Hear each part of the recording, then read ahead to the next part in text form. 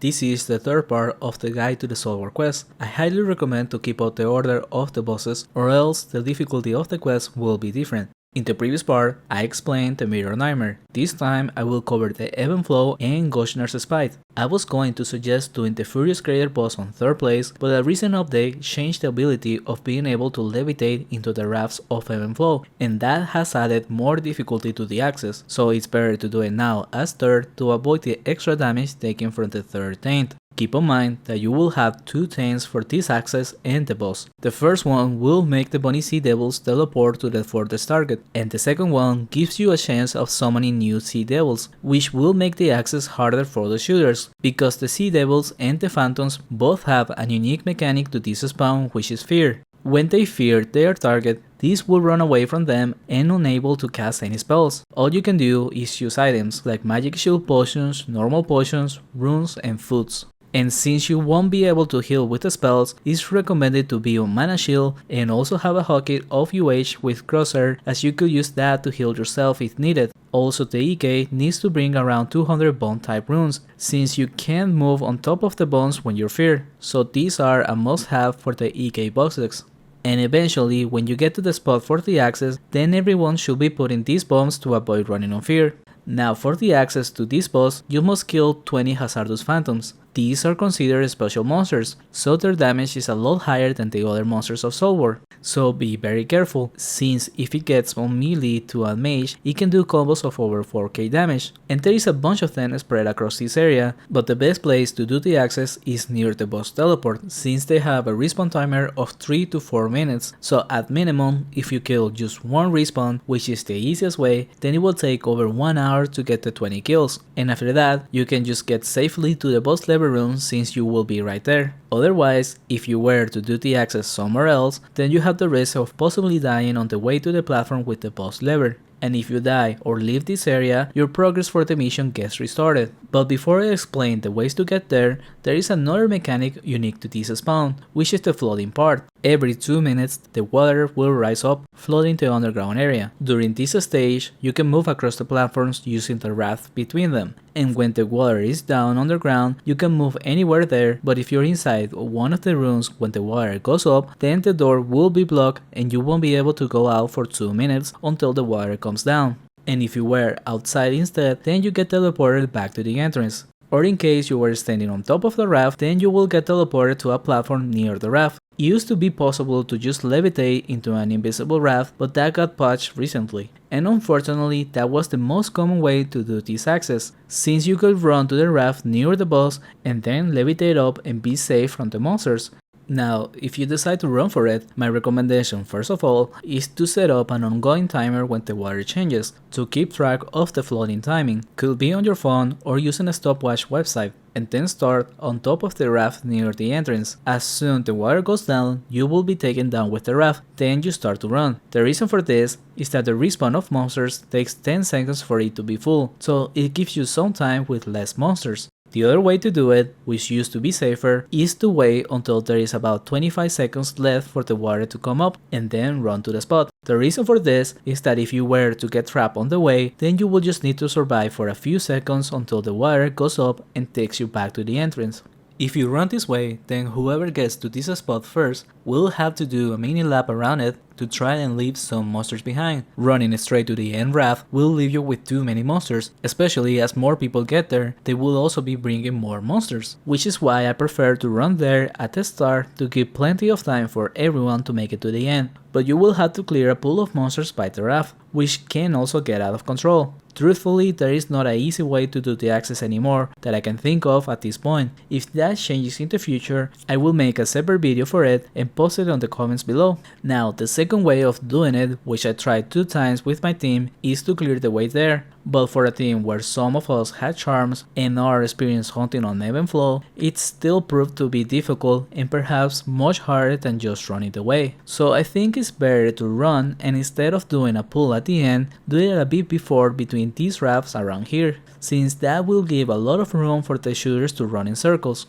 This is hard to pull off, but despite how it looks, it can be easier for the mages to run in circles than to be in a closed space at the end raft having to clear a pool there. Now finally, after clearing the monsters on the open space or at the raft in the end, you will have enough time to refill your mana and then stand on the raft. When the water goes up, start throwing firebombs everywhere in the platform and then start clearing the monsters with SDs. The paladin should try to be further away from the mages to get the teleports on him, and whenever a monster teleports to a mage or gets summoned, then switch targets to it. I recommend to be on mana shield the entire time, since a combo on unexpected fear can lead to the death, which by the way, before they cast the fear, they will have an animation for it. This is hard to notice with all the spells going on, but you need to be aware of it since that could save your life. And finally, after clearing the monsters the first time, then the respawn timer will make it easier to deal with them as they come, but the Thanes will continue to be a threat, so be careful. Also in this recording, we were using the blood crabs to stop the Hazardous from running away, since this was before the introduction of the range XRS, but I have seen that the Brazilian teams are using them differently, by making a wall in this direction. When a monster teleports to a mage, they go through the crabs and then the sea devils walk around it and stop at the EK. That's such a big brain idea that is too good to not use if you're going to kill one by one.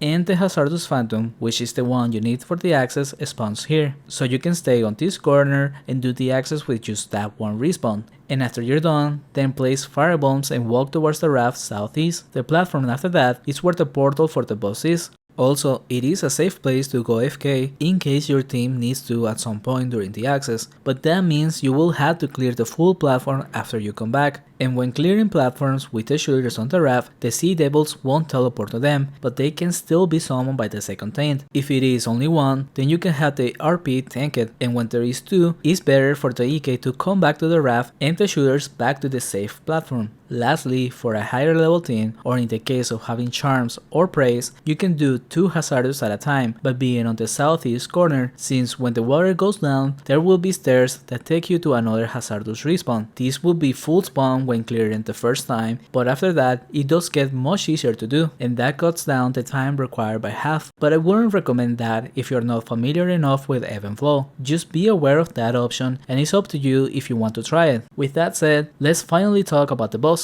This one is actually one of the easiest in my opinion. There is a mechanic that truthfully I'm not 100% certain what it does. My understanding is that the damage you take inside the room increases over time, and in order to reset it, you must step on one of the soul fires that spawn randomly about every 15 seconds. Doing so will reset your own timer, but it does have a cooldown of around 40 seconds. The strategy for this is to have an order set beforehand that you will be using to call out whose turn it is to take the fire. I have always done EK, then ED, RP, and MS, and then repeat. The order of evocation is not what is important, but you should still have a set order and execute it well. Sometimes there will be somebody going through a fire as it spawns by mistake, and if that happens, just keep the same order. As long as everyone continues to communicate where they spawn and whose turn it is, then that is all you need for the mechanic. There is another one that by stepping on the body of the water elementals, you get turned into one that supposedly also increases your damage taken, but it's not very noticeable and not something to pay attention to in my opinion. This usually happens to the EK the most, and as for the fight itself, not only the shooters need to move constantly to make sure to spot the fires, but also to run away from monsters. But the way you want to do this is to just run to the opposite side of the room when a monster gets on you.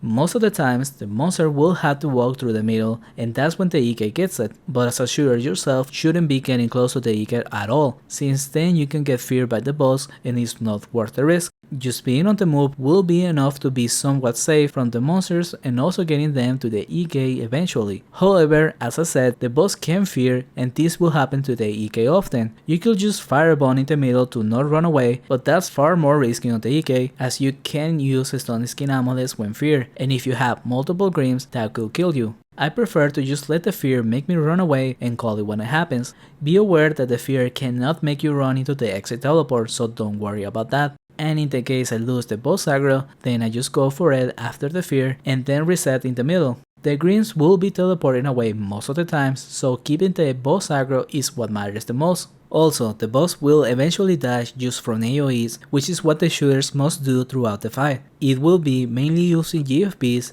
and waves on the EK when there is the most monsters on him. And for this boss, as the knight, you will be taking physical, earth and death the most, so you could use a gold necklace when there is only the boss and 1 green on you, but start holding SSAs when you get 2 greens or a bunch of monsters. Also, you will be taking some energy damage, but that will be the least damage, and prismatic rings are good for that. The mages will take a bit more from energy, but nothing major that requires a switch in your playstyle. Overall, mages should continue to hold stone skin amulets and mind rings. And that is all you need to know for this boss. For the next part of the series and the next boss you should do, I will cover the Furious Crater and Goshnar's Cruelty. Please consider subscribing if you found the video helpful. Thank you for watching, and a special thanks to the supporters of the channel, Tuna Hero, Elber and Torto Slasher.